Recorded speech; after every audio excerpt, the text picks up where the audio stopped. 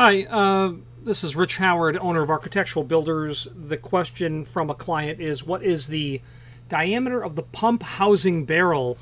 So I'm going to imagine that this is the diameter, this is the pump housing barrel that you're referring to. Let me give you dimensions going all the way up as well. Starting at the opposite end of the valve depressing area. So we're going to do 1, 2, 3, 4, 5. We'll do 6 dimensions. Bottom most 0.417.